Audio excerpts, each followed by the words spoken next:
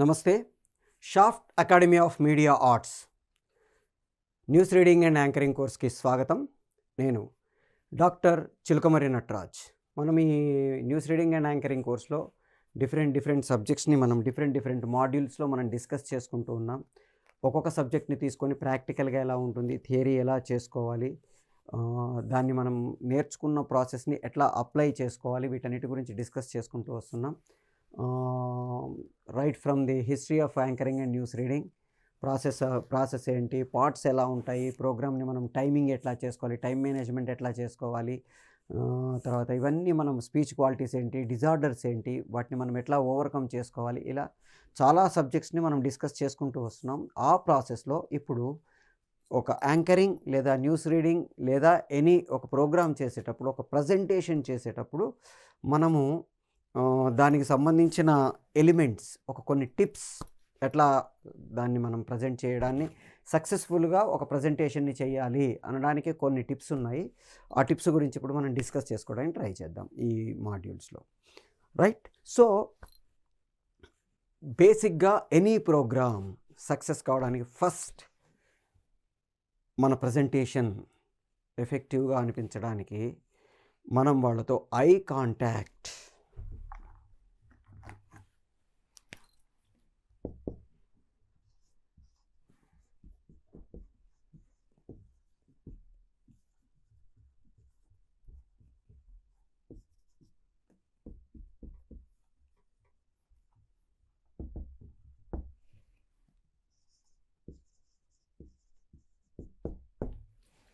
చాలామంది వాళ్ళ ప్రజెంటేషన్ చేసేటప్పుడు ఎక్కడ చూస్తారో తెలియదు, ఎవరిని చూడాలో తెలియదు.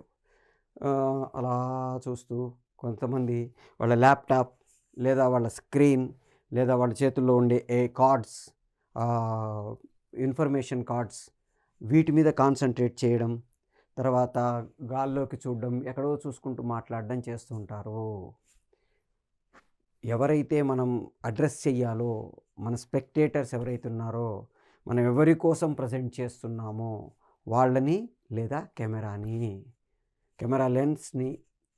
లెన్స్ దగ్గరలోని చూస్తూ వాళ్ళతో డైరెక్ట్గా ఇంటరాక్షన్, మాకే చెప్తున్నాడు అనిపించేలా మనం ప్రజెంట్ చేయాలి. ఇది చాలా ఫస్ట్ అండ్ ఫార్మోస్ట్. దాన్ని కూడా విత్ స్మైల్, మనం నవ్వుతూ మొదలు పెడితే, నవ్వుతూ ప్రజెంటేషన్ చేస్తే ఎంత సీరియస్ సబ్జెక్ట్ అయినా వినేవాళ్ళకి ఇంట్రెస్టింగ్గా ఉంటుంది. ఐ కాంటాక్ట్, ఎవరిని చూడాలి?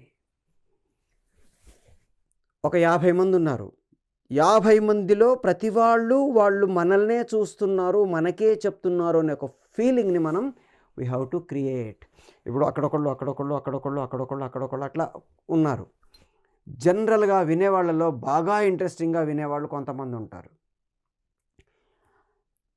సర్లే చూద్దాం అని వినేవాళ్ళు కొంతమంది ఉంటారు. సోదిలే అని వినకుండా ఉండేవాళ్ళు కొంతమంది ఉంటారు.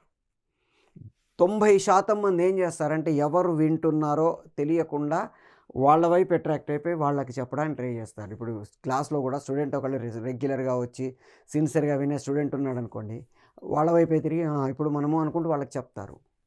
కాదు, ఎవరు మీది వినట్లేదు వాళ్ళ వైపు 2 సార్లు 3 సార్లు వాళ్ళ కళ్ళలోకి చూస్తూ చెబితే ఆటోమేటిక్గా వాళ్ళు మన ప్రజెంటేషన్ మీద, ఎందుకంటే మనం చూస్తున్నాం కాబట్టి చచ్చినట్టు వాళ్ళు చూడాలి, మనం అడిగితే ప్రశ్నలు అడుగుతుంటాం కాబట్టి వాళ్ళ వైపు చూస్తూ చెప్తుంటాం కాబట్టి వాళ్ళ రియాక్షన్స్ ఇస్తూ ఉంటారు, ఫాలో అవుతూ ఉంటారు. అందుకని ఎవరైతే అసలు వినట్లేదో వాళ్ళ వైపు ఎక్కువ కాన్సన్ట్రేట్ చేస్తూ, కొద్దిగా వింటున్న వాళ్ళ వైపు కొంచెం కాన్సన్ట్రేట్ చేస్తూ, వింటున్న వాళ్ళ వైపు ఇంకొంచెం తక్కువ కాన్సన్ట్రేట్ చేస్తూ మన ప్రజెంటేషన్ని చేస్తూ పోతూ ఉంటే, ఒకటే వైపు చూడకుండా అన్ని వైపులా చూస్తూ అందరి కళ్ళల్లోకి చూస్తూ మనం ప్రజెంట్ చేస్తే ఎఫెక్టివ్గా ఉంటుంది. ఎప్పుడైనా సరే ఎదుటి వాళ్ళ కళ్ళల్లోకి డైరెక్ట్గా చూడాలంటే చాలా ధైర్యం కావాలి. ఆ ధైర్యం మనలో ఎప్పుడు ఉంటుందో అప్పుడు మన సబ్జెక్టు ఎఫెక్టివ్గా అనిపిస్తుంది వాళ్ళకి. సో నవ్వుతూ వాళ్ళ కళ్ళల్లోకి చూస్తూ మనం మన ప్రజెంటేషన్ని చెయ్యాలి. అప్పుడు వాళ్ళు మన ప్రజెంటేషన్ని దాన్ని ఏమంటావు, అటెంటివ్గా, అంటే కాన్సన్ట్రేషన్తో వింటూ మనల్ని ఫాలో అవుతారు. లేకపోతే మనం మన సోది చెప్తూ పోతూ ఉంటాం. వాళ్ళు వాళ్ళ కొంతమంది నిద్రపోతారు. కొంతమంది ఫోన్‌లో క్యాండీ క్రష్ గేమ్స్ ఆడుకుంటారు. కొంతమంది చాట్ చేస్తారు. కొంతమంది బొమ్మలు గీస్తారు. కొంతమంది నోట్సులలో సున్నాలు చుడతారు. ఇవన్నీ జరుగుతాయి. ఇవన్నీ జరుగుతున్నాయంటే కారణం వాళ్ళది కాదు తప్పు. ప్రెజెంటేషన్ సరిగ్గా చెయ్యని మనది. ఒక యాంకరింగ్ చేస్తున్నాను. యాంకరింగ్ చేస్తుంటే మీరు అబ్జర్వ్ చేయండి. సుమ గారో ఇట్లాంటి సీనియర్ యాంకర్స్ ఎప్పుడు చేసినా లాస్ట్ గ్యాలరీలో ఉండే ప్రేక్షకుల మీద ఎక్కువ కాన్సంట్రేట్ చేస్తారు. హలో! అందరూ బాగున్నారా? అంటే వీళ్ళు రియాక్ట్ కారు. ఈ ఫ్రంట్ లైన్‌లలో ఉండేవాళ్ళు ఎవరున్నారో వాళ్ళు రియాక్ట్ కారు. ఎవరు రియాక్ట్ అవుతారో వాళ్ళు రియాక్ట్ అవుతారు. వాళ్ళ రియాక్షన్స్‌ని తీసుకొని వీళ్ళందరికీ లింక్ చేస్తూ వీళ్ళు రియాక్ట్ కాని వాళ్ళని మనం వదిలేయకూడదు. వాళ్ళని కాన్సంట్రేట్ చేస్తూ వీళ్ళని కూడా మనం గ్రిప్‌లోకి తీసుకొని ఇప్పుడు వాళ్ళ దగ్గరికెళ్ళి మధ్య మధ్యలో అడుగుతుంటాం. అక్కడ ఫలానా వాళ్ళొచ్చారు, ఫలానా వాళ్ళొచ్చారు, ఫలానా వాళ్ళొచ్చారు. వెరీ గుడ్ ఇంతమంది రావడం సంతోషంగా ఉంది. వాళ్ళు చూడండి అనుకుంటూ వాళ్ళని మనం కలుపుకుంటే ఆటోమేటిక్‌గా వాళ్ళు మనతో పాటు ట్రావెల్ చేస్తారు. లేకపోతే సర్లే వాళ్ళేదో చెప్పుకుంటున్నారు. మనం కబుర్లు చెప్పుకుందామని పక్క వాళ్ళతో మాట్లాడడం మొదలెడతారు. పక్క వాళ్ళతో మాట్లాడితే మనల్ని ఎక్కడ మాట్లాడిస్తారో అని ఒక చిన్న టెన్షన్ కూడా వాళ్ళకి రావాలి. అంత అటెంటివ్‌గా వాళ్ళు మన ప్రోగ్రామ్‌ని ఫాలో అయ్యేటట్టుగా మనం ప్రతి వాళ్ళని ఎవ్వరిని వదలకుండా అందరినీ మన వాళ్ళే మనం వాళ్ళకే చెప్తున్నామని ఒక ఫీలింగ్‌ని క్రియేట్ చేస్తూ ప్రోగ్రామ్‌ని మనం ప్రెజెంట్ చేస్తే ఎఫెక్టివ్‌గా ఉంటుంది. బాలసుబ్రహ్మణ్యం గారిని అబ్జర్వ్ చేయండి. ప్రేక్షకుల వైపు చూస్తూ వాళ్ళందరితో మాట్లాడుతున్నట్టుగా మాట్లాడతారాయన. సీనియర్ యాంకర్స్ అందరూ సక్సెస్ కావడానికి కారణం అదే. అమితాబ్ బచ్చన్ గారు ప్రేక్షకుల వైపు చూస్తూ, కెమెరా వైపు చూస్తూ, ఎప్పుడు కెమెరా వైపు చూడాలి, ఎప్పుడు ప్రేక్షకుల వైపు చూడాలి, ఇవన్నీ మనం డిస్కస్ చేసుకుంటాం. ప్రెజెంటేషన్ స్కిల్స్, ప్లాట్‌ఫార్మ్ స్కిల్స్ అంటాం. ప్రెజెంటేషన్ స్కిల్స్‌కి అయిపోయిన తర్వాత ఒక మాడ్యూల్‌లో మనం ప్లాట్‌ఫార్మ్ స్కిల్స్ గురించి మాట్లాడుకుంటాం. అందులో మనం ఇంకా కొంచెం క్లియర్‌గా, పర్టిక్యులర్‌గా ఇలాంటి ప్రోగ్రామ్స్ చేసేటప్పుడు పొజిషన్స్ ఎక్కడెక్కడ ఉంటాయి, వాటిని ఏంటి మనం చెక్ చేసుకుంటాం. సెకండ్‌ది బీ కాన్ఫిడెంట్.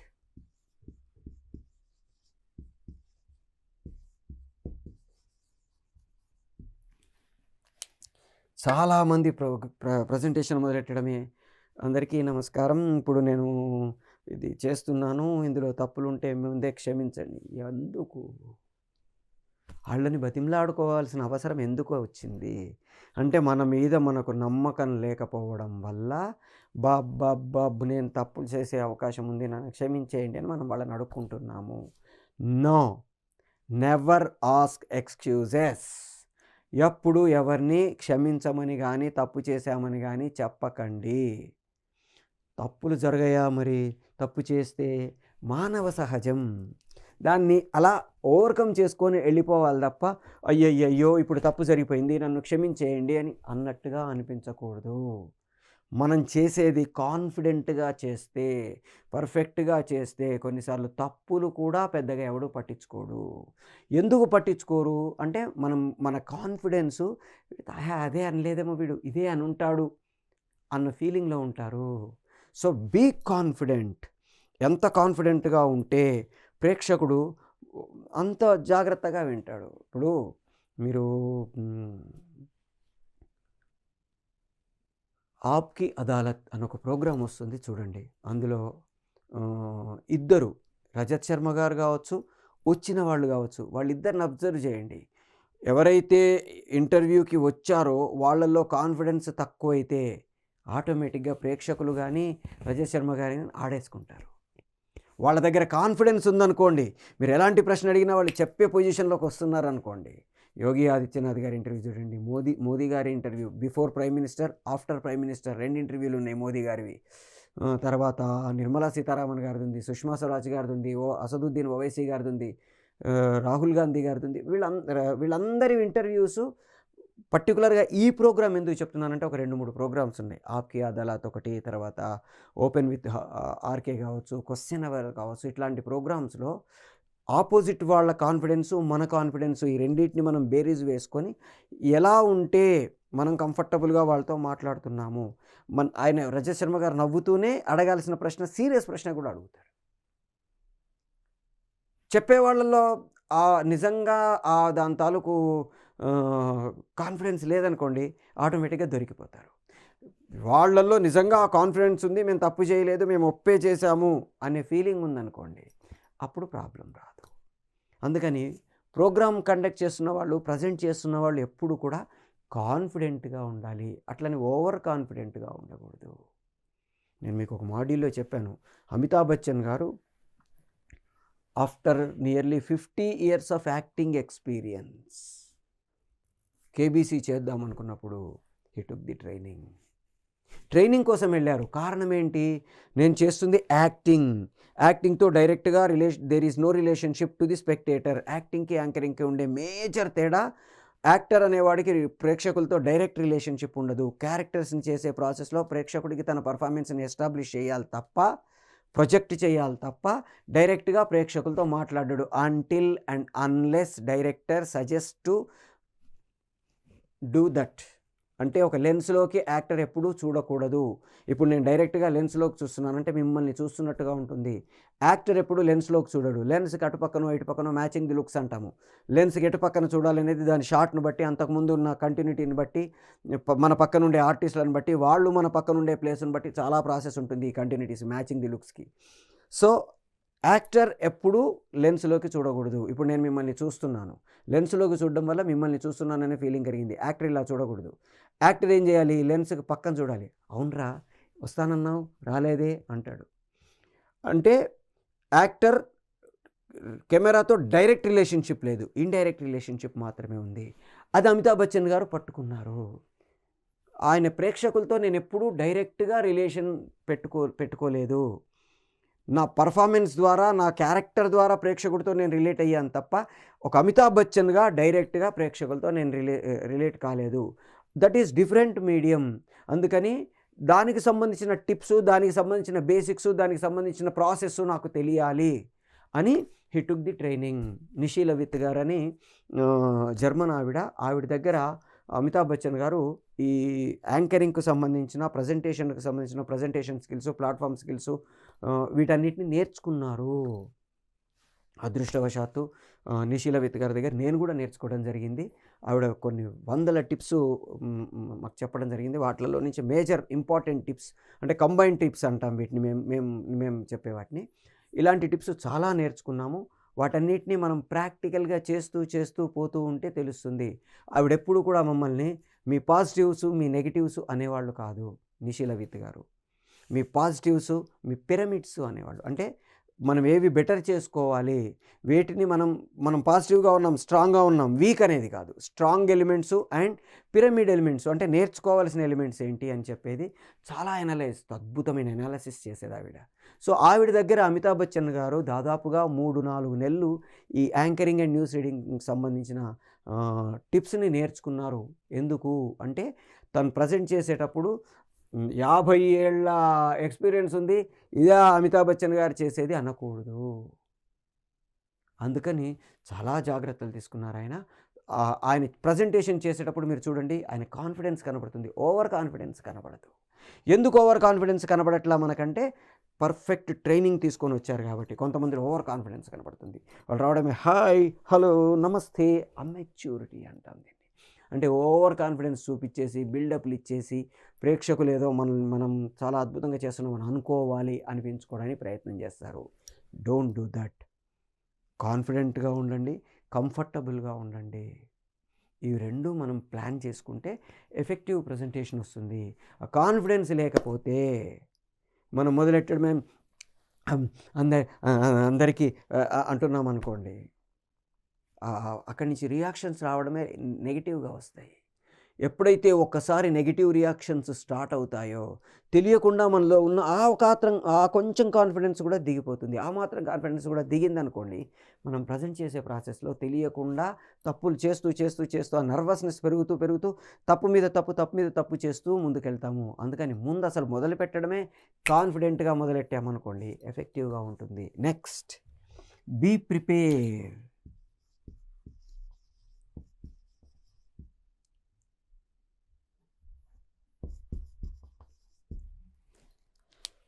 ప్రిపరేషన్ లేకుండా మనం ప్రజెంటేషన్ చెయ్యకూడదు. ఎందుకంటే అసలు ఆ ప్రోగ్రామ్ ఏంటి? కొన్ని లైవ్ చేసేస్తాం, అప్పటికప్పుడు చేసేస్తాం. అప్పటికప్పుడు చేసినా కొన్ని ప్రిపరేషన్స్ ఉంటాయి. ఆ ప్రిపరేషన్స్ మనల్ని మనం అక్కడ ప్రజెంట్ చేసుకునే ప్రాసెస్‌లో ఎఫెక్టివ్‌గా ఉంటాయి. బాలసుబ్రహ్మణ్యం గారు ఎన్ని వేల పాటలు పాడారు. ఆయన ఇప్పటికి కూడా ఫుల్ ఫ్లెడ్జ్డ్ నొటేషన్ లేకుండా ఆయన పాటలు పాడరు. అది ఆయనకి కంఫర్టబుల్‌గా కనబడే రేంజ్‌లో ఇంతింత పెద్ద అక్షరాలతోటి నొటేషన్ రాయించుకుంటారు. దానికి ఉమాపతి, పవన్ అని ఇట్లా ఒక ముగ్గురు, నలుగురు బాగా క్లోజ్డ్ అసోసియేట్స్ టు బాలసుబ్రహ్మణ్యం గారు. వాళ్ళు దాన్ని నొటేషన్స్ రాసి పెడతారు. ఈ పిల్లల్ని చూస్తే ఆయనకు ఆశ్చర్యం. అరే! పేపర్ లేకుండా, నొటేషన్ లేకుండా టక టక టక ఎంత బాగా పాడుతున్నారు వీళ్ళందరూ అంటారు ఆయన ఎప్పుడు బాలసుబ్రహ్మణ్యం గారు. ఈ పిల్లలు ఒక్కొక్కళ్ళు అసలు స్క్రిప్ట్ చూడకుండా, దానికి తాలూకు నొటేషన్స్ చూడకుండా, కనీసం లిరిక్ ఏంటి అవి కూడా వాళ్ళ చూసే అవసరం లేకుండా అద్భుతంగా పాడుతుంటే ఆయన ఆశ్చర్యపోయేవాళ్ళు. ఈ చిన్న పిల్లల్ని చూసి, వాళ్ళని చూస్తే నాకు చాలా ఆశ్చర్యం వేస్తుందండి. ఎందుకంటే నేను ఇప్పటికీ నొటేషన్ లేకుండా పాడను. నొటేషన్ లేకుండా పాడలేడా మరి? పాడగలరు. కానీ తప్పుపోకూడదు.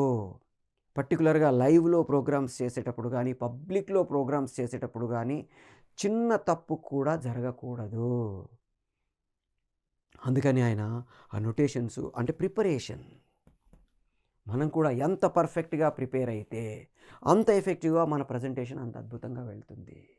మనం ఫస్ట్ ఆల్రెడీ ఒక ఎపిసోడ్లో మాట్లాడుకున్నాం ప్రిపరేషన్స్ గురించి, ప్లానింగ్ గురించి, 5 పీస్ ఆఫ్ ప్రజెంటేషన్ గురించి మాట్లాడుకున్నాం. దాంట్లో ప్రిపరేషన్ తాలూకు ఇంపార్టెన్స్ బాగా ఎలాబొరేటెడ్గా డిస్కస్ చేసుకున్నాము.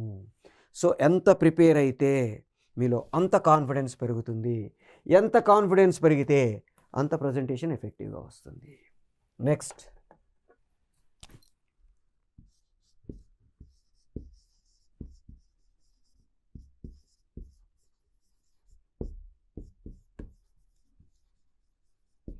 జెస్చర్స్ అండ్ పోస్చర్స్ అంట. అంటే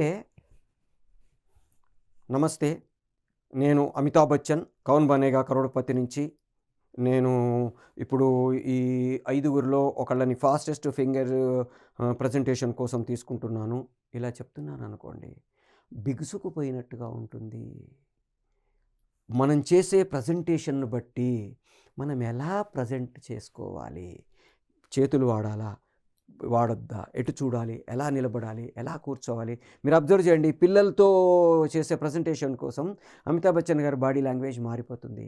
పెద్దవాళ్ళతో చేసే ప్రజెంటేషన్ కోసం అమితాబ్ బచ్చన్ గారి బాడీ లాంగ్వేజ్ మారిపోతుంది. పిల్లలు అనుకోండి, అయితే అవునా, ఇలా నిలబడి మాట్లాడతారు. ఎందుకు అంటే అక్కడ పిల్లలతో చేసేటప్పుడు బాడీ లాంగ్వేజ్ డిగ్నిఫైడ్గా, స్టైల్గా ఉండకూడదు. వాళ్ళల్లో కలిసిపోయి వాళ్ళతో మాట్లాడుతూ వాళ్ళ భుజాల మీద చెయ్యేసి వాళ్ళని పట్టుకొని లేపి కూర్చోబెట్టి హాయ్ అని, ఆప్ అని, వాళ్ళు కుర్చీ మీద చేతులు పెట్టి, ఎందుకంటే వాళ్ళలో కాన్ఫిడెన్స్ని బిల్డ్ చేయడం కోసం. పెద్దవాళ్ళు అనుకోండి, వాళ్ళలో కాన్ఫిడెన్స్ నిజానికి హాట్ సీట్లోకి వెళ్ళినప్పుడు ఎవరికైనా తెలియకుండా ఒక భయంకరమైన నర్వస్నెస్ వస్తుంది. ఆ నర్వస్నెస్ని ఓవర్కమ్ చేయించడం కోసం వాళ్ళని ఫస్ట్ కొంచెం సేపు మనము ప్రిపేర్ దెమ్. మామూలు ప్రశ్నలు అడిగి, ఓకే మీరు ఏ ఊరి నుంచి వచ్చారు, ఇప్పుడు మీకు సంబంధించిన ఏవి చూడండి. ఏవి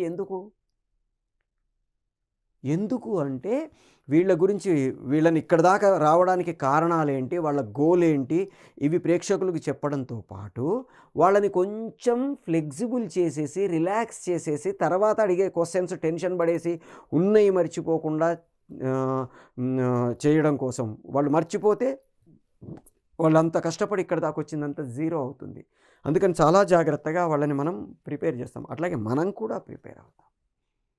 సో జెస్చర్సు, పోస్చర్సు ఎదుటి వాళ్ళ మీద చాలా ఇంపాక్ట్ క్రియేట్ చేస్తాయి. మీరు అబ్జర్వ్ చేయండి, సుమ గారు కానీ, ప్రదీప్ గారు కానీ, ఇట్లాంటి వాళ్ళు ఒక చిరంజీవి గారి సినిమా ప్రీ రిలీజ్ ఫంక్షన్కో లేకపోతే దానికో వచ్చిన దానికి, ఒక పాడుతా తీయగా లాంటి ప్రోగ్రామ్కి వచ్చిన దానికి తేడా ఉంటుంది.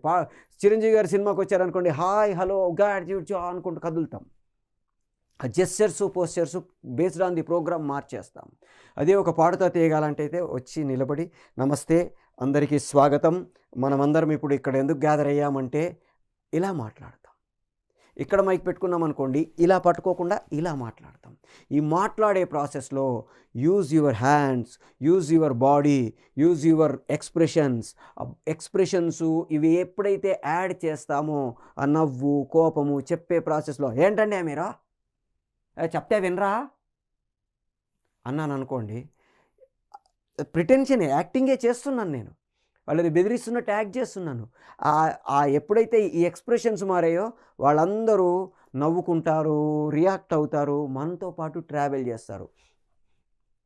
ఏంటండి మీరు? చెప్తే వినరా? అంటున్నాననుకోండి. అడిగే ప్రశ్నకి, నా ఎక్స్‌ప్రెషన్‌కి సంబంధం లేదనుకోండి, వాళ్ళు మనతో ట్రావెల్ చెయ్యరు.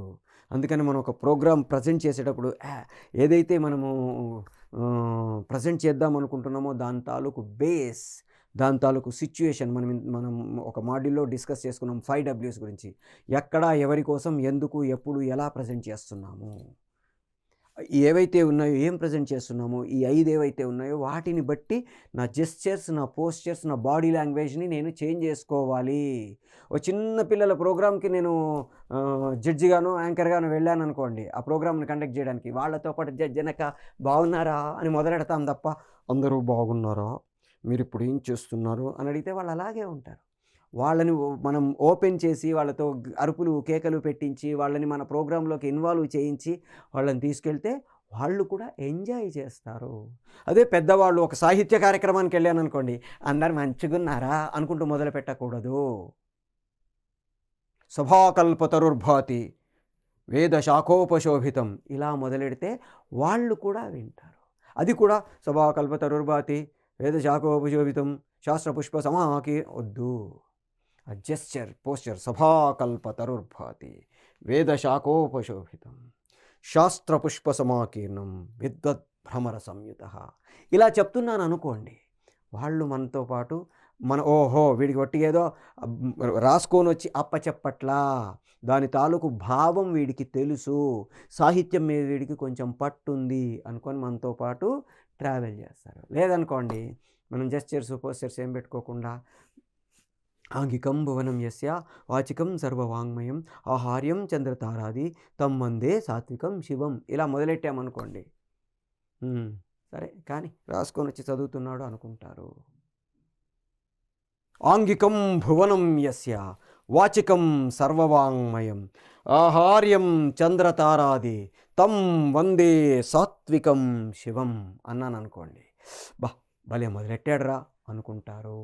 సో మనం ప్రజెంట్ చేసే ప్రాసెస్, మన జెస్చర్సు, పోస్చర్సు మనల్ని వాళ్ళకి దగ్గర చేస్తాయి. వాళ్ళతో కలిసిపోవడమా, వాళ్ళు మనతో కలిసిపోవడమా, వాళ్ళు మనతో ట్రావెల్ చేయడమా, మనం వాళ్ళతో ట్రావెల్ చేయడమాకి ఇవి దారి తీస్తాయి. అందుకని మన జెస్చర్సు, పోస్చర్సు బేస్డ్ ఆన్ ది ప్రోగ్రామ్ కరెక్ట్గా ఉండేటట్టుగా చూసుకోవాలి. Next, place.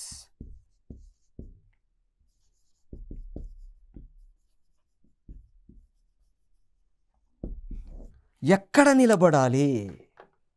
ప్రోగ్రామ్ చేసేటప్పుడు మొత్తం ఒక స్టేజ్ ఉందనుకోండి, ఆ స్టేజ్ మీద నేను ఎక్కడ నిలబడాలి? ఫలానా చోట పర్ఫెక్ట్ ప్లేస్, అందరికీ కనబడాలి, అందరూ మనల్ని చూడాలి, అందరికీ మనం కనబడాలి, అందరూ మనకి కనబడాలి, అందరికీ మనం వాళ్ళ కోసమే చెప్తున్నాము అనిపించేలా ఉండాలి. జనరల్గా ఏమవుతుందంటే పోడియం ఉంటుంది, లేదా మైక్ ఇస్తారు, లేదా ఇయర్ మైక్ పెట్టుకుంటాం. ఈ మూడిట్లలో ఏది పెట్టుకుంటే మనం కంఫర్టబుల్, ఏది పెట్టుకుంటే మనం ఎఫెక్టివ్గా ప్రజెంట్ చేయగలం. కొన్ని ప్రోగ్రామ్స్ పోడియం దగ్గరనే చెయ్యాలి, కొన్ని ఒక పక్కకుండి ఇయర్ అండ్ మైక్ పెట్టుకొని మనం చేస్తాము. ఇయర్ ఫోన్స్ ఉంటాయి, మైక్ ఉంటుంది, ఎందుకంటే అక్కడి నుంచి మనకి ఇన్స్ట్రక్షన్స్ వస్తుంటాయి, వాటిని కూడా ఫాలో అవ్వాలి. ప్లస్ మనం మాట్లాడేది దీంట్లో నుంచి మనకి అక్కడ రిసీవర్ ద్వారా వాళ్ళు రిసీవ్ చేసుకొని దాన్ని ఏదైతే సిస్టమ్ ఉందో దాంట్లో నుంచి మైక్రోఫోన్ స్పీకర్స్లోకి పంపిస్తారా, టెలికాస్ట్ చేస్తారా, అదొక ప్రాసెస్. సో ఇది పెట్టుకుంటున్నామా, ఇది పట్టుకుంటున్నామా, పోడియం మైక్లో మాట్లాడుతున్నామా, వాట్ ఎవర్, ఎక్కడైతే కంఫర్టబుల్గా నన్ను నేను ప్రజెంట్ చేసుకోగలను. కొన్ని ప్రోగ్రామ్స్ పోడియం దగ్గరుండే చెయ్యాలి. కొంతమంది ఇప్పుడు స్టేజ్ మీద అందరూ కూర్చొని ఉంటారు, పక్కన మనం ఉండి మనం వాళ్ళని పిలవడము, ఎవరెవరిని స్టేజ్ మీదకి రమ్మనాలి, వాళ్ళకి సన్మానాలు ఏం చేయాలి, దీనికి ఇట్లాంటి ప్రోగ్రామ్స్ అనుకోండి పోడియం దగ్గర నిలబడి చేస్తాము. ఓ చిరంజీవి గారు, వెంకటేష్ గారు, నాగార్జున గారు వచ్చి నిలబడి 2 నిమిషాలు మాట్లాడి వెళ్ళిపోతారు. ఇలాంటి ప్రోగ్రామ్స్ అయితే we should be the mostly centre of the stage.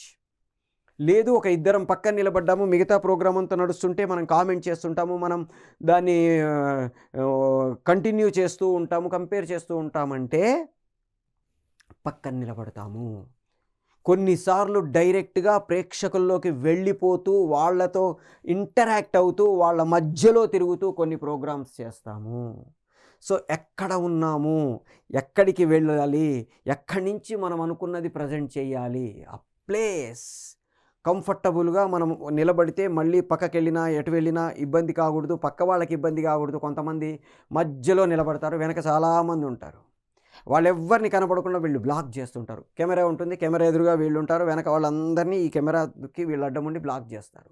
Check చేసుకోవాలి. నేనెక్కడుంటే మిగతా ఈ ప్రోగ్రామ్ కండక్ట్ చేసే ప్రాసెస్‌లో ప్రాబ్లమ్ రాదు. నేనెక్కడుంటే నేను కంఫర్టబుల్‌గా కనబడతాను. నేనెక్కడుంటే ఎఫెక్టివ్‌గా నేను అనుకున్న ప్రజెంటేషన్ అన్నీ చేయగలుగుతాను. ఇక్కడ మనకి ప్రజెంటేషన్స్‌లో రకాలుంటాయి. అసలు ప్రజెంటేషన్ అంటేనే నేననుకున్న భావాన్ని ఎదుటివాడికి అర్థమయ్యేటట్టుగా వ్యక్తపరచడం. సో, ఈ ప్రజెంటేషన్ చేసే ప్రాసెస్‌లో నేను ఒక ప్రపోజల్, బిజినెస్ ప్రపోజల్ కావచ్చు, లేకపోతే ఒక ప్రోగ్రామ్ కావచ్చు, ఒక యాంకరింగ్ కావచ్చు, ఒక న్యూస్ రీడింగ్ కావచ్చు. నా ప్రజెంటేషన్‌ని నేను కంఫర్టబుల్‌గా చేయాలంటే కొన్నిసార్లు డైరెక్ట్‌గా ఇలా కెమెరా ముందు నిలబడి ప్రజెంటేషన్ చేస్తాము.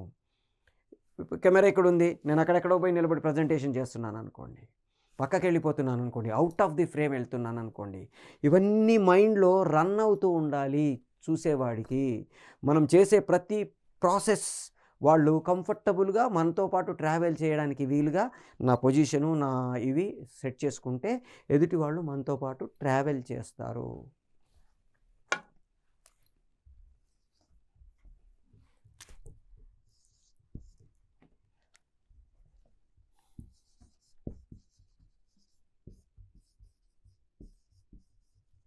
Opening and conclusion. ఎలా మొదలు పెట్టాలి? ఎలా కన్క్లూడ్ చేయాలి? ఇది చాలా చాలా చాలా చాలా చాలా ఇంపార్టెంటు. మనకి విన్‌స్టన్ చర్చిల్ గురించి మనం ఒక దాంట్లో మాడ్యూల్‌లో డిస్కస్ చేసుకున్నాం. విన్‌స్టన్ చర్చిల్ గారు గానీ, వాజ్పేయి గారు గానీ, అద్వానీ గారు గానీ, లేకపోతే ఇందిరాగాంధీ గారు గానీ, మహాత్మా గాంధీ గారు గానీ, లేకపోతే అబ్రహం లింకన్ గారు గానీ, ఇలా వరల్డ్ వైడ్‌గా వీళ్ళు అద్భుతమైన ఆరేటర్స్. వీళ్ళు అద్భుతమైన వక్తలు అని పేరు తెచ్చుకున్న వాళ్ళందరూ చూడండి, ఓపెనింగ్‌లోనే వాళ్ళు ప్రేక్షకుల్ని ఎలా మనలోకి తెచ్చుకోవాలి. రకరకాల ఓపెనింగ్స్ ఉంటాయి. ఒక కథతో మొదలెడతాము, ఒక సామెతతో మొదలెడతాము, ఒక జోక్‌తో మొదలుపెడతాము, ఒక ఇన్సిడెంట్‌తో మొదలెడతాము, ఒక జర్క్‌తో మొదలెడతాము. ఎలా మొదలెడితే అందరూ మనకి ఎఫెక్టివ్‌గా మనతో పాటు ట్రావెల్ చేస్తారు. ఉదాహరణకి వాజ్పేయి గారి లైఫ్‌లో ఒక ఇన్సిడెంట్ గురించి చెప్తాను. ఆయన రావడమే మీ అందరికీ ఒక కథ చెప్తాను ఈరోజు అని మొదలెట్టాడు. కథ అంటాడేంటి? అసలు ఏం కథ చెప్తాడు? సరే విందాం. ఒక జాలరి రోజు మన నదికో, సముద్రానికో వెళ్ళి చేపలు తీసుకొనొచ్చి అమ్ముకొని తన జీవనం గడుపుకునేవాడు. అలాంటి జాలరి ఒకరోజు వెళ్ళాడు. కొన్ని చేపలు తీసుకొని పట్టుకొనొచ్చాడు. అందులో నుంచి ఒకటి బాగా నచ్చింది. దాన్ని తీసి తొట్టిలో వేశాడు. తొట్టిలో వేసి మిగతాయి అమ్ముకొనొస్తాను. వచ్చేలోపు నువ్వు దీన్ని మంచి మసాలా పెట్టి కూర వండు. నేనొచ్చిన తర్వాత దాన్ని హ్యాపీగా తింటాను అని చెప్పి బయటికెళ్ళిపోయాడు. ఓకే. సాయంత్రం వచ్చాడు. వచ్చేసరికి ఆ చేప తొట్టిలోనే ఉంది. ఇదేంటి తొట్టిలోనే ఉంది వండలేదే అని భార్య దగ్గరికెళ్ళాడు. భార్య దగ్గరికెళ్ళి ఏమీ వండలేదు అంటే, ఎక్కడ వండుతానండి మసాలా రేట్లన్నీ పెరిగిపోయాయి, కొనలేకపోయాను అందుకని వండలేదు. అరే ఎదుటింటి పార్వతమ్మనో పక్కింటి సుబ్బమ్మనో అడక్కపోయావా అని అడిగాడు. అడిగానండి. పార్వతమ్మ గారేమో దాదాపు 6 నెలల నుంచి మసాలాలు వాడట్లేదట. ఈ సుబ్బమ్మ గారైతే అసలు ఎక్కడ మసాలా అమ్మా నేను మానేసి చాలా కాలమైందండి. అందుకని ఇంకా నేను వండలేదండి. అంటే సరే వండని కాడికి దీన్ని ఇక్కడ ఉంచడం ఎందుకు? తీసుకొని పోయి నీళ్ళల్లో వదిలేస్తాను. అదన్నా బతుకుతది అని తీసుకొని నీళ్ళల్లో అలా వదిలేయబోతుంటే ఆ చేప ఇందిరాగాంధీ జిందాబాద్! ఇందిరాగాంధీ జిందాబాద్ అనుకుంటూ పారిపోయిందట. అని మళ్ళీ దాన్ని దొరకబట్టి బయటికి తీసుకొని వచ్చి, దొంగ మొహం దానా, నిన్ను పట్టుకొని పోయింది నేను, తీసుకొని వచ్చింది నేను, మళ్ళీ వదిలిపెట్టింది నేను, నేను వదిలిపెడితే నువ్వెందుకే ఇందిరాగాంధీ జిందాబాద్ అంటున్నావు అని అడిగాడంట. అది ఇందిరాగాంధీ హయాంలో మసాలా రేట్లన్నీ పెరిగిపోయి ఎవ్వరికి అందుబాటులో లేకపోవడం వల్లనే కదా నువ్వు నన్ను చంపంది తినంది, అందుకే ఇందిరాగాంధీ జిందాబాద్ అన్నా అని పారిపోయి. మొత్తం ఆడిటోరియంలో ఉన్న వాళ్ళందరూ గొల్లుమని నవ్వారు, ఎంజాయ్ చేశారు. అంటే ఎదుటి వాళ్ళని విమర్శించే ప్రాసెస్లో కూడా ఆయన ఒక కథతో స్టార్ట్ చేసి ఆ కథలో నుంచి ప్రజెంట్ సిచ్యుయేషన్లోకి తీసుకుని వెళ్ళి, అలా ఉంది ఇప్పుడు మనము, ఎక్కడున్నాము, ఏం చేస్తున్నాము అని దీంట్లోకి తీసుకొని వెళ్ళి స్పీచ్ని కంటిన్యూ చేశారు. అంటే ఒక పాయింట్ మనం చెప్పేటప్పుడు ఎంత ఎఫెక్టివ్గా స్టార్ట్ చేయాలి. కొంతమంది సామెతలతో స్టార్ట్ చేస్తారు. ఉట్టికెగరలేనమ్మా స్వర్గానికి ఎగిరిందట, అలా ఉంది.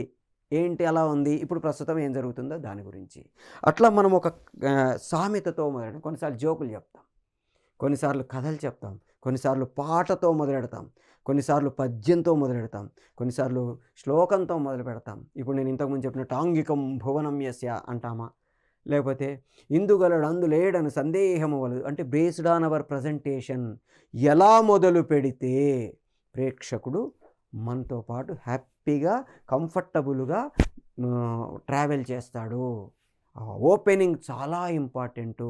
మనం ఎంత ఎఫెక్టివ్గా ఓపెన్ చేస్తే, ఎంత ఎఫెక్టివ్గా, ఎంత తొందరగా ప్రేక్షకులని మన గ్రిప్పులోకి తెచ్చుకుంటే ప్రేక్షకుడు అంత హ్యాపీగా మనతో పాటు ట్రావెల్ చేస్తాడు.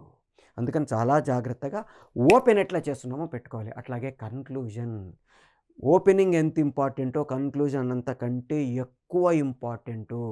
నేను కన్క్లూజ్ చేసేటప్పుడు ఈ ప్రోగ్రామ్ తాలూకు టోటల్ ఎసెన్స్ ప్రేక్షకులకి అర్థం కాకపోతే అది జీరో. నేనేం చెప్పాను, గంట సేపు ప్రజెంట్ చేశాను, ఆ ప్రజెంటేషన్ అంతా విన్న తర్వాత లాస్ట్కి వీడు ఏం చెప్పాడు, ఇప్పటిదాకా వాడు ఏం చెప్పాడు అని పక్క నుండి మనం అడగకూడదు. ఒక సినిమా మొత్తం చూసిన తర్వాత బయటకు వస్తూ ఏం చెప్పాడు, ఏం చెప్పదలుచుకున్నాడు రా వీడు అనుకోకూడదు. అట్లాగే ఒక ప్రజెంటేషన్, ఒక కథ చదివాను అనుకోండి, కథ మొత్తం చదివేస్తే అయ్యి ఎందుకు రాశాడు ఈ కథ అనిపించకూడదు. అట్లాగే ఒక ప్రాసెస్ ఆఫ్ ప్రజెంటేషన్ మనం చేసినప్పుడు దాని తాలూకు ఎండ్ రిజల్ట్ ఏదైతే మనం కావాలని కోరుకుంటున్నామో అది రాకపోతే ఇంత కష్టపడి ప్రజెంటేషన్ చేసిన అది వేస్ట్ అయిపోతుంది. రకరకాల ప్రోగ్రామ్స్కి రకరకాల కన్క్లూషన్స్ ఉంటాయి. కొన్నిట్లలో వందన సమర్పణ అంటాము, కొన్నిట్లలో సమ్మప్ అంటాము, కొన్నిట్లలో సమ్మరీ ఆఫ్ ది ప్రోగ్రామ్ అంటాము. ఇట్లా రకరకాల ప్రాసెస్లో చేస్తాం. అప్పటిదాకా జరిగింది ఓకే, ఇవాళ ఇవి నేర్చుకున్నామంటామా. ఇప్పుడు ఈ యాంకరింగ్ అండ్ న్యూస్ రీడింగ్ కోర్సులో ప్రతిరోజు సమ్మప్ చేస్తాం. ఎండింగ్ కన్క్లూడ్ చేసేటప్పుడు కొన్ని మనం ఎలిమెంట్స్ మాట్లాడుకుంటాం. అందులో రొటీన్గా అనిపిస్తాయి కొన్ని, కానీ ఆ రొటీన్ సబ్జెక్ట్స్లో కూడా కొన్ని మనకు ఉపయోగపడతాయి, మనం నేర్చుకొని తీరాలి అనుకునే ఎలిమెంట్స్ కొన్ని ఉండొచ్చు. కొంతమంది ఏం చేస్తారంటే ఆ ఎండింగ్ దగ్గరకు వచ్చేసరికి తప్పక మనం ఆపేసి నెక్స్ట్ దానికి వెళ్దామని చూస్తారు. కానీ ఆ ఎండింగ్లో కొన్నిసార్లు మనకు అవసరమైన టిప్స్ దొరికే అవకాశం ఉంటుంది. సో అందుకని ఎండ్ దాకా వాళ్ళు చూసే వీలుగా మనం కన్క్లూడ్ చేయాలి.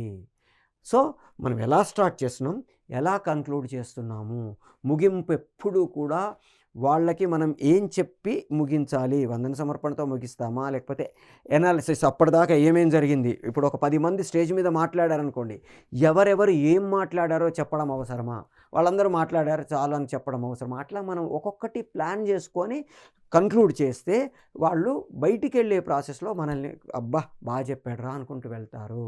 సో అందుకని ఎఫెక్టివ్గా కన్క్లూడ్ చేయాలి. నెక్స్ట్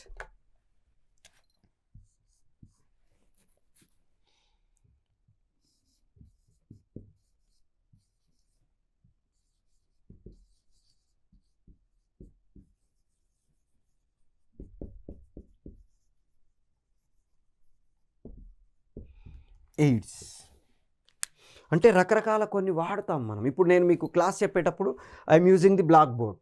కొన్నిసార్లు మన పీపీటీ యూజ్ చేయొచ్చు, కొన్నిసార్లు పాయింటర్ యూజ్ చేసి చెప్పొచ్చు, కొన్నిసార్లు ఒక క్లిప్ యూజ్ చేసి చెప్పొచ్చు, కొన్నిసార్లు ఏదైనా విజువల్ చూపించి చెప్పొచ్చు. ఇప్పుడు న్యూస్ రీడింగ్ చేస్తున్నాం అనుకోండి, న్యూస్ రీడింగ్లో వాళ్ళు ఫలానా చోట ఫలానా జరిగింది, ఫలానా చోట ఫలానా జరిగింది, ఫలానా చోట ఫలానా జరిగింది అని చెప్పుకుంటూ పోతే వినేవాడికి అబ్బా ఎంతసేపు చెప్తారా సోది అనిపిస్తుంది. అక్కడ జరిగిన దాని తాలూకు విజువల్స్ వేస్తాము. కొన్నిసార్లు లైవ్ చూపిస్తాము. కొన్నిసార్లు వాళ్ళతో డిస్కస్ చేస్తాము. కొన్నిసార్లు ఒక క్లిప్ చూపిస్తాము. కొన్నిసార్లు వాయిస్ ఓవర్ ఏస్తాము. ఇట్లా రకరకాల ఎయిడ్స్‌ని మనం యూజ్ చేస్తాము.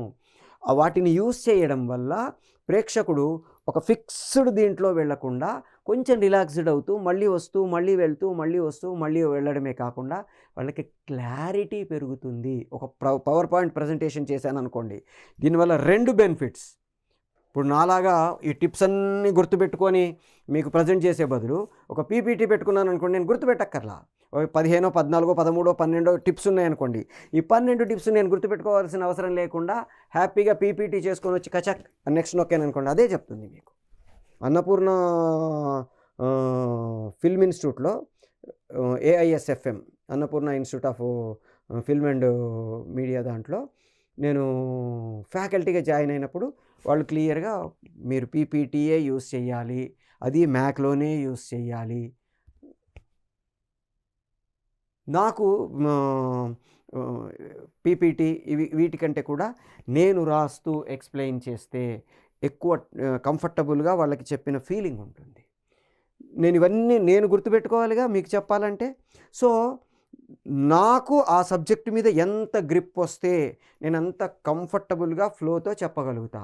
నెక్స్ట్ స్టెప్ ఏంటి ఇప్పుడు తర్వాతది అని నేను ఆలోచిస్తే నాకు పీపీటీతో చేయడం ఇంకా చాలా ఈజీ కదా. ఇవన్నీ నేను మైండ్లో గుర్తుపెట్టుకున్నవాడిని, గుర్తుపెట్టుకోనక్కర్లేకుండా చపక్ నెక్స్ట్, చపక్ నెక్స్ట్, చపక్ అని నేను దాన్ని నెక్స్ట్కి వెళ్ళిపోకుంటూ పీపీటీలో ప్రజెంట్ చేయడం ఇంకా ఈజీ కదా. నేను అన్నపూర్ణ వాళ్ళకి చెప్పా, చాలా సింపుల్ అండి. అయితే కండిషన్స్. మిగతా వాళ్ళందరూ ఏం చేశారు, ఫ్యాకల్టీ మొత్తం పీపీటీలు చేసుకొని వచ్చారు. నేను పీపీటీలో జస్ట్ హెడ్లైన్స్ పెట్టుకొని మాత్రమే వెళ్ళా. ఎందుకని, పీపీటీలో ఇవన్నీ రాసేసి పెట్టేశాను అనుకోండి, మీరు అది పీపీటీ చదువుకోవచ్చు కదా, నా పాఠం వినడం ఎందుకు. ఆ పీపీటీలో నేను గూగుల్లో దొరికే ఇన్ఫర్మేషన్ ఇచ్చాను అనుకోండి, నా దగ్గరికి రావడం ఎందుకు. మీరే హ్యాపీగా గూగుల్లోకి వెళ్ళి సెర్చ్ చేసుకుంటారు కదా. గూగుల్లో దొరకని ఇన్ఫర్మేషన్, గూగుల్లో చెప్పని పాయింట్సు, గూగుల్లో మనకి తెలియని ఎలిమెంట్సు ఏవైతే మనం ఇక్కడ తీసుకుంటామో, అప్పుడు నేను ఒక గురువుగా మీకు ఆ నాలెడ్జ్ని షేర్ చేయగలిగానని నేను ఫీల్ అవుతాను. మిగతా వాళ్ళందరూ ఏం చేసేవాళ్ళు, డైరెక్షన్ అండ్ డెఫినేషన్ కూడా కాపీ పేస్ట్ చేసుకొని వచ్చేవాళ్ళు. నేను డైరెక్షన్ అక్కడ గ్యాప్ వదిలేసి ఇప్పుడు వాళ్ళతో ఇంటరాక్ట్ అయ్యి వాళ్ళతో నేను క్వశ్చన్ ఆన్సర్స్ వేసి వాళ్ళ నుంచి ఆ డెఫినేషన్ని వాళ్ళతో డిరైవ్ చేసి అప్పుడు ఇక్కడ రాసి ఇది డైరెక్షన్ అంటే. ఒక 10 రోజుల క్లాసెస్ అయిపోయిన తర్వాత పిల్లలందరూ వచ్చి సార్ మీరు చెప్తున్న దాని తాలూకు నోట్సులు ఉన్నాయా అని అడిగారు. మీరు రాసుకుంటున్నారు కదా అంటే, సార్ మీరు చెప్పిన ప్రతిసారి మొన్న ఒక సబ్జెక్ట్ చెప్పారు, రెండోసారి చెప్పినప్పుడు ఆ సబ్జెక్ట్లోనే కొత్త ఎగ్జాంపుల్స్ ఇచ్చారు సార్, ఇన్నిన్ని ఎగ్జాంపుల్స్ ఇన్నిన్ని మాకు గుర్తుపెట్టుకోవడం కష్టమవుతుంది, మీరు నోట్స్ ఇస్తే మేము చదువుకుంటాము. గుర్తుపెట్టుకోవడానికే ట్రై చేయండి, నోట్స్లు ఇవ్వను నేను, మీరు రన్నింగ్ నోట్స్లు రాసుకోండి. వీటిని మైండ్లో ఎప్పుడైనా సరే పేపర్ మీద మనం ఇక్కడ చదువుకున్నంత కాలం అది ప్రాక్టికల్గా అప్లికేషన్ రాదు. ప్రాక్టికల్గా అప్లై చేయనంత వరకు ఎంత అద్భుతమైన థియరీ నేర్చుకున్నా అది జీరో. సో ప్రాక్టికల్గా అప్లై చేయడానికి ముందు మన మైండ్లో అది రిజిస్టర్ కావాలి. అది రిజిస్టర్ కానంత వరకు, దాన్ని గ్రౌండ్ రూల్గా మనం అప్లై చేయడానికి వీలుగా సెట్ చేసుకోనంత వరకు మనం ఎంత నేర్చుకున్నా, ఎన్ని నోట్సులు చదివినా జీరో. నేను చెప్పే అది నోట్సులు, పుస్తకాలు ఇవన్నీ చదివితే సబ్జెక్టు రాదు. మీరేం చేయండి అంటే, నేను చెప్పిన పాయింట్ని ప్రాక్టికల్గా ఒక 2 సార్లు చేసి చూడండి, ప్రాక్టికల్గా అప్లై చేసి చూడండి. అప్పుడు మీ మైండ్లో ఆటోమేటిక్గా నేను చెప్పిన దానికంటే ఎక్కువ అద్భుతమైన ఎగ్జాంపుల్స్ తోటి, నేను ఒక 2 ఎగ్జాంపుల్సే చెప్పా, మీరు దాన్ని ప్రాక్టికల్గా అప్లై చేస్తే 20 ఎగ్జాంపుల్స్ మీ మైండ్లోకే వస్తాయి. సో మనం ఎప్పుడు కూడా ఈ ఎయిడ్స్ ఏవైతే సపోర్టింగ్ ఎలిమెంట్స్ ఉన్నాయో వాటిని మనం వాళ్ళకి అర్థమయ్యేందుకు వీలుగా యూస్ చేసుకోగలిగితే అప్పుడు మోర్ క్లియర్గా ఉంటుంది.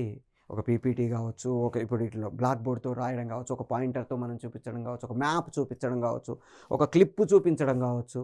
ఒక శాడిజం అంటే ఏంటి అని చెప్తున్నాను అనుకోండి, ఒక సెమినార్లో వాట్ ఈజ్ శాడిజం అని చెప్తున్నాను. ఆ వాట్ ఈజ్ శాడిజం అనడానికి ఒక మర్డర్‌ని ఎంత బ్రూటల్‌గా చేశారు. మామూలుగా కత్తితో పొడిస్తే చచ్చిపోతారు. కానీ చచ్చిపోయిన శవాన్ని వాళ్ళు ఎంత బ్రూటల్‌గా కోసి అవన్నీ ఎందుకు చేశారు? అంటే వాళ్ళలో ఉండే ఆ శాడిజం తాలూకు రేంజెస్ ఏంటి? శాడిస్ట్ అంటే ఏంటి? సైకోపాత్ అంటే ఏంటి? ఇప్పుడు ఇది నేను ఎక్స్‌ప్లెయిన్ చేయడానికి ఆ విజువల్‌ని చూపిస్తే వాళ్ళకి అర్థమవుతుంది. నేను 100 గంట సేపు చెప్పినా గాని అర్థం కాదు.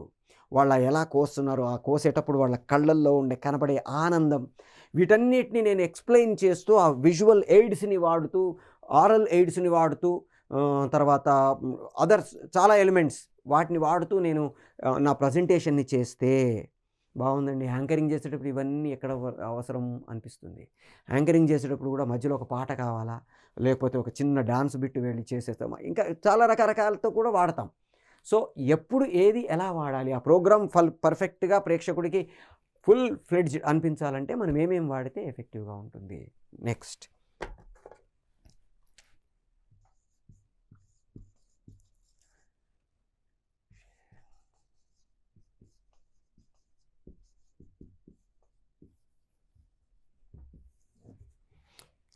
మీరు వాళ్ళకి ప్రెజెంట్ చేసే ప్రాసెస్‌లో కొన్ని షేర్ జేయాలి. అంటే ఇప్పుడు నేను తీసుకొచ్చాను. ఇవి మీకిచ్చేస్తున్నాను. తీసుకొని పట్టుకొని వెళ్ళిపోండి.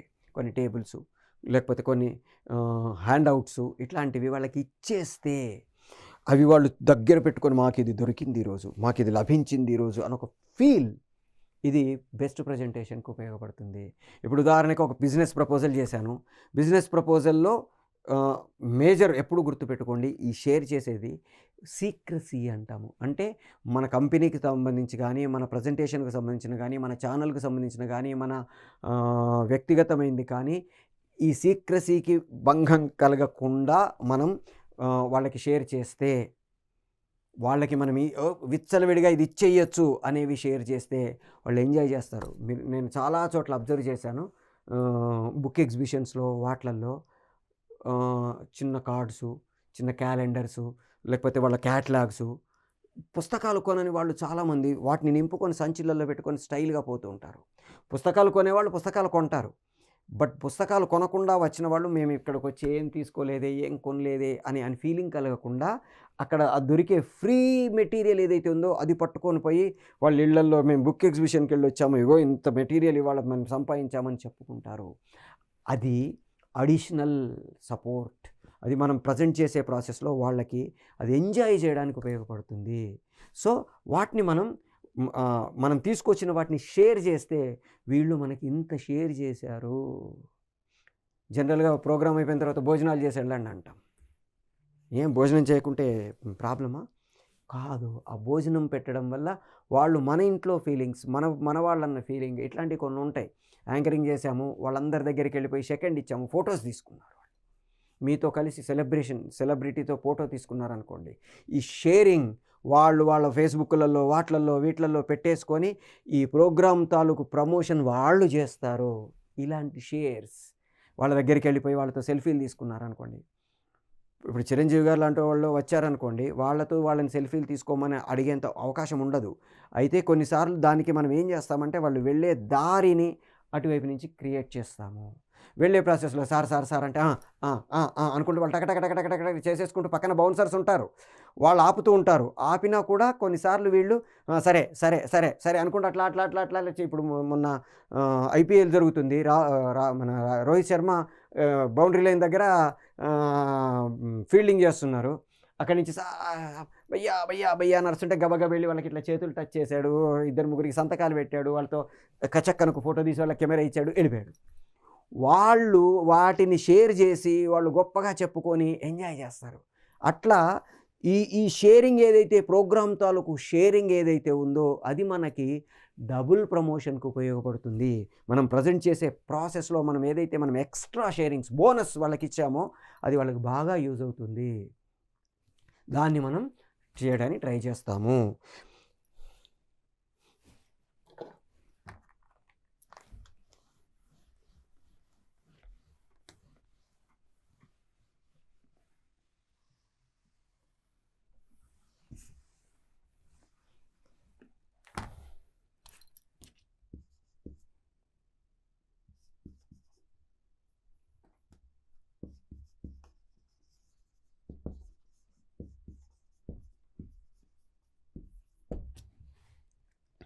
మన ఫిజికల్ ప్రెజెన్స్ ఎలా ఉండాలి? అంటే మన డ్రెస్ కోడ్ కావచ్చు, మనం తయారయ్యే ప్రాసెస్ కావచ్చు, ఎలా ఉండాలి అనేది మన ప్రజెంటేషన్ సక్సెస్‌కి ఒక 25% ఉపయోగపడుతుంది. మనల్ని మనం ప్రజెంట్ చేసుకునే ప్రాసెస్ ఎంత ఎఫెక్టివ్‌గా ఉంటే అది అంత ఎఫెక్టివ్‌గా ఉంటుంది. ఏ డ్రెస్ వేసుకోవాలి? అబ్బాయిలైతే ఎలాంటి డ్రెస్సులు వేసుకోవాలి? అమ్మాయిలైతే ఎలాంటి డ్రెస్సులు వేసుకోవాలి? చీరతో వచ్చామా? చుడీదార్‌తో వచ్చామా? లాంగ్ స్కర్ట్‌తో వచ్చామా? షార్ట్స్‌తో వచ్చామా? షార్ట్ స్కర్ట్స్‌తో వచ్చామా? ఎలాంటి వాటితో మనం ఆ ప్రోగ్రామ్ ప్రజెంట్ చేస్తున్నాము? అబ్బాయిలైతే సూట్‌తో వచ్చామా? ఫార్మల్స్‌తో వచ్చామా? పంచ కట్టుకొనొచ్చామా? లుంగీ కట్టుకొనొచ్చామా? బేస్డ్ ఆన్ ది ప్రోగ్రామ్ మనల్ని మనం ప్రజెంట్ చేసుకునే ప్రాసెస్. ఆ ప్రోగ్రామ్ తాలూకు శాంటిటీని బట్టి, ప్రోగ్రామ్ తాలూకు సిచ్యుయేషన్‌ను బట్టి మనల్ని మనం ప్రజెంట్ చేసుకోవాలి. మీరు అబ్జర్వ్ చేస్తే యాంకరింగ్ చేసేవాళ్ళలో ఓసారి పంచె కట్టుకొని వస్తాము, ఓసారి లుంగీ కట్టుకొని వస్తాము, ఓసారి షార్ట్ వేసుకొని వస్తారు, ఓసారి కళ్ళద్దాలు పెట్టుకొని వస్తాము, ఓసారి పోనీ వేసుకొని వస్తాం. ఎందుకు ఇవన్నీ అంటే ఆ ప్రోగ్రామ్ని లైవ్లీగా ప్రేక్షకుడికి రీచ్ చేసే ప్రాసెస్ ఫిజికల్ ప్రజెంటేషన్. ఇప్పుడు మీరు హాలీవుడ్ లో మన ఆస్కార్ నామినేషన్స్ కావచ్చు, లేకపోతే కొన్ని ఫంక్షన్స్ కావచ్చు, కొన్ని గ్యాదరింగ్స్ కావచ్చు, వీటిని అబ్జర్వ్ చేస్తే వాటికి ఇండియన్సు అక్కడి వాళ్ళు వచ్చే ప్రాసెస్‌లో మీరు వాళ్ళ ప్రజెంటేషన్స్ మీరు చూస్తే తెలుస్తుంది. ఎలా ఉంటాము. మొన్న ఆస్కార్‌ను నా ఫంక్షన్‌కి తారక్, చెర్రీ, రాజమౌళి గారు, కీరవాణి గారు, చంద్రబోస్ గారు వీళ్ళందరూ అటెండ్ అయ్యారు. వాళ్ళ డ్రెస్‌ని చూస్తే మీరు భలే గమ్మత్తుగా ఉన్నారే, మిగతా వాళ్ళందరికంటే డిఫరెంట్‌గా ఉన్నారే. ట్రెడిషనల్‌గా కొంతమంది ఉంటాము. మోడర్న్‌గా కొంతమంది ఉంటాము. క్యాజువల్‌గా కొంతమంది ఉంటాము. క్యాజువల్‌గా ప్రజెంట్ చేయాలా? ట్రెడిషనల్‌గా ప్రజెంట్ చేయాలా? మోడర్న్‌గా ప్రజెంట్ చేయాలా? మనం ఎట్లా మనల్ని మనం ఆ ప్రోగ్రామ్‌లో కనబడేటట్టుగా చేసుకోవాలి. ఇదేంటంటే ఫిట్టింగ్ అంటాము. అంటే ఆ ప్రోగ్రామ్‌లో మనం ఫిట్ ఇన్ ఎలా అవ్వాలి? టైలర్ మేడ్స్ అంటాము. అంటే ఏ ప్రోగ్రామ్‌కెళ్ళినా మనం దాంట్లో కలిసిపోయేలాగా ఉండాలి తప్ప ఏదో మనం ఆడ్ బిన్ ఔట్ లాగా అబ్బా! వీడెవడురా మెంటల్‌లాగా ఉన్నాడు. ఈ ప్రోగ్రామ్ అంతా ఇలా జరుగుతుంటే వీడిలా వచ్చాడు అనిపించకూడదు. ఉదాహరణకి ఒక సాహిత్య కార్యక్రమం జరుగుతుంది. అందరూ పెద్ద పెద్ద వాళ్ళు కవులు, పండితులు, సాహిత్యవేత్తలు వాళ్ళందరూ మంచి మంచి దోతులు కట్టుకొని పైన ఉత్తరీయాలు యేసుకొని వచ్చారు. దానికి నేను షార్ట్ యేసుకొని యో ఫ్లాస్ ఇన్ స్కోమిస్కి అనుకుంటూ వెళ్ళాననుకోండి. ఎవడ్రా వాడు అంటారు. దానికి నేను వెళ్ళేటప్పుడు నన్ను నేను ప్రజెంట్ చేసుకునే ప్రాసెస్ దాంట్లో ఫిట్ అవ్వాలి. హార్డ్ మెన్ అవుట్ లాగా బయటికి తోసేయండిరా వీడిని అన్నట్టుగా అనిపించకూడదు. చాలా ఎఫెక్టివ్‌గా అబ్బా! బాగుందిరా ప్రజెంటేషన్.